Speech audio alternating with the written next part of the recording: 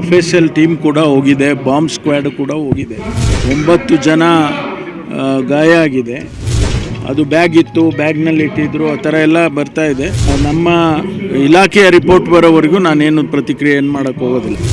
ರಾಮೇಶ್ವರ ಕೆಫೆಯಲ್ಲಿ ಇವತ್ತು ಮಧ್ಯಾಹ್ನ ಬ್ಲಾಸ್ಟ್ ಆಗಿದೆ. ಬ್ಲಾಸ್ಟು ಯಾವ ರೀತಿ ಆಯಿತು ಮತ್ತು ಯಾರು ಮಾಡಿದ್ದಾರೆ ಅಥವಾ ಅದೇ ಆಗಿದೆಯಾ ಅದೆಲ್ಲವನ್ನು ಕೂಡ ಈಗಾಗಲೇ ಸ್ಥಳ ಪರಿಶೀಲನೆಯನ್ನು ನಮ್ಮ ಕಮಿಷನರು DG ಅವರು ಎಲ್ಲ ಮಾಡಿದ್ದಾರೆ. ಜೊತೆಗೆ ಅಲ್ಲಿ FSL ಟೀಮ್ ಕೂಡ ಹೋಗಿದೆ, ಬಾಂಬ್ ಸ್ಕ್ವಾಡ್ ಕೂಡ ಹೋಗಿದೆ. ಅವೆಲ್ಲವನ್ನು ಕೂಡ ಸ್ಯಾಂಪಲ್ಸು ಅದೆಲ್ಲ ಕಲೆಕ್ಟ್ ಮಾಡಿದ ಮೇಲೆ ಅದರ ಮೂಲ ಏನು ಅಂಥೇಳಿ ಗೊತ್ತಾಗುತ್ತೆ. ಸುಮಾರು 9 ಜನ ಗಾಯ ಆಗಿದೆ. ಅವ್ರನ್ನೆಲ್ಲನೂ ಆಸ್ಪತ್ರೆಗೆ ಶಿಫ್ಟ್ ಮಾಡಿದ್ದಾರೆ. ಯಾರೂ ಸೀರಿಯಸ್ ಆಗಿಲ್ಲ ಅಂತೇಳಿ ನನಗೆ ಮಾಹಿತಿ ಬಂದಿದೆ. ನಾನು ಕೂಡ ಬಹುಶಃ ಇವತ್ತು ಸಂಜೆ ಅಥವಾ ನಾಳೆ ಬೆಳಿಗ್ಗೆ ಅಲ್ಲಿಗೆ ಸ್ಥಳಕ್ಕೆ ಭೇಟಿ ಕೊಡ್ತೇನೆ. ಅದನ್ನು ಸ್ಯಾಂಪಲ್ಸ್ ಕಲೆಕ್ಟ್ ಮಾಡ್ಕೊಳ್ತಾ ಇದ್ದಾರೆ.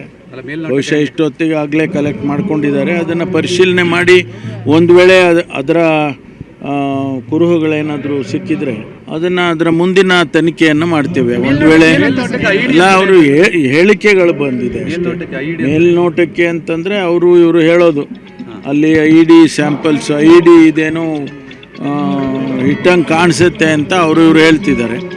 ಅದು ಬ್ಯಾಗ್ ಇತ್ತು, ಬ್ಯಾಗ್ನಲ್ಲಿ ಇಟ್ಟಿದ್ರು, ಆ ಥರ ಎಲ್ಲ ಬರ್ತಾ ಇದೆ. ಬಟ್ ನಿರ್ದಿಷ್ಟವಾದಂಥ ಮಾಹಿತಿ ನಮ್ಮ ಇಲಾಖೆಯಿಂದ ಬರಬೇಕು.